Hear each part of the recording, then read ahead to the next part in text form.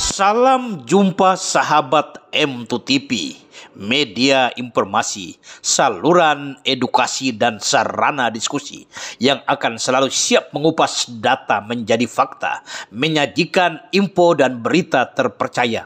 Biar sahabat M2TV menjadi tahu dari yang belum pernah tahu. Dan kali ini kami akan mengulas tentang seruan lengserkan Presiden Jokowi, akal busuk kelompok sakit hati. Tetapi sebelum kami lanjutkan ulasan ini, jangan lupa subscribe, like, dan komen konten-konten M2TV, biar kami akan tetap eksis untuk mengulas isu-isu menarik yang tentu akan menghebohkan. Seruan lengserkan Presiden Jokowi, akal busuk kelompok sakit hati. Beberapa hari yang lalu kita menyaksikan sekelompok orang berkumpul di kota Solo dalam satu forum diskusi yang bernama Diskusi Forum Kajian Strategi dan Advokasi bertema Tolak Cawe-Cawe Jokowi dan Kembalikan Kekuasaan ke Tangan Rakyat. Forum diskusi yang diprakasai oleh tokoh kontroversial Amin Rais itu menghasilkan beberapa isu yang jika disimak rasa-rasanya mau muntah.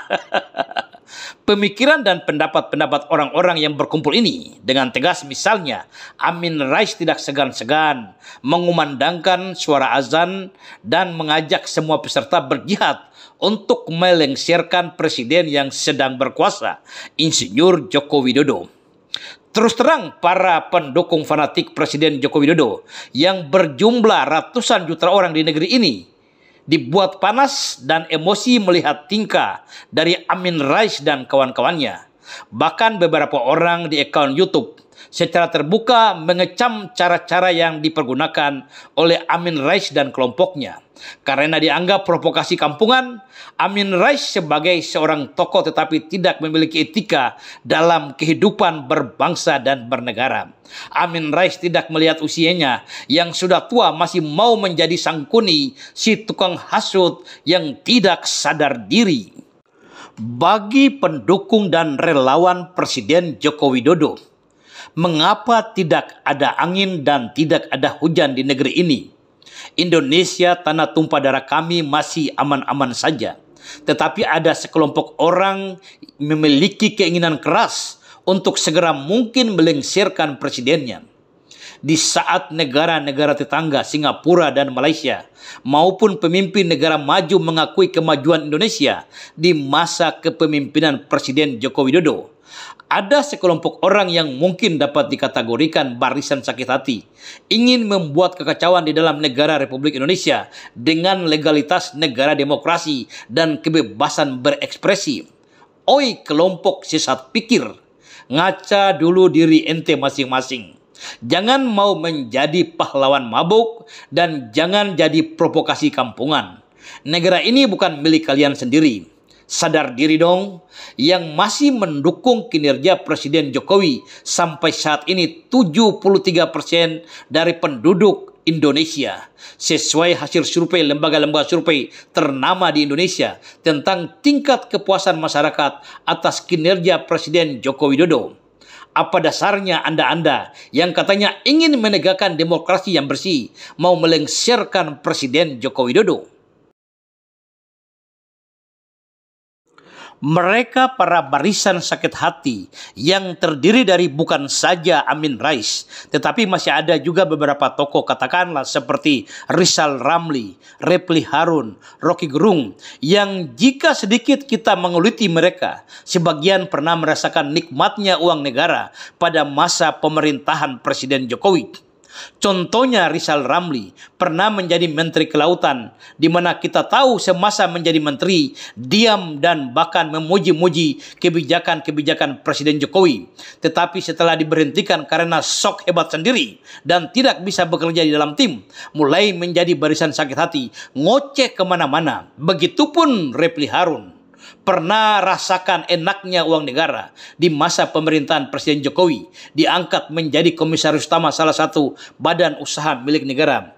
Pada waktu masih menjadi komisaris, diam 1000 bahasa. Tetapi setelah dipecat, masuk menjadi barisan sakit hati. Selalu mengeluarkan pendapat-pendapat provokasi, membuat penilaian tidak objektif atas kinerja pemerintahan Presiden Jokowi, menyampaikan pesan-pesan yang berpotensi menimbulkan kemarahan publik bagi pemerintah yang sedang berkuasa melalui kanal YouTube. Isu yang selalu didengung-dengungkan mereka untuk memancing amarah dan kebencian rakyat kepada pemerintah yang sedang berkuasa adalah keadilan negara kepada warganya, ditambah pernak-pernik banyaknya rakyat miskin, hutang negara, serta kecurangan dalam pelaksanaan pesta demokrasi pemilu. Yang akan menjadi pertanyaan kita, apakah mereka bisa menjamin kepada ratusan juta rakyat Indonesia bahwa ketika Anies Baswedan junjungan mereka menjadi presiden, rasa keadilan itu secara langsung akan dinikmati secara merata oleh seluruh rakyat Indonesia?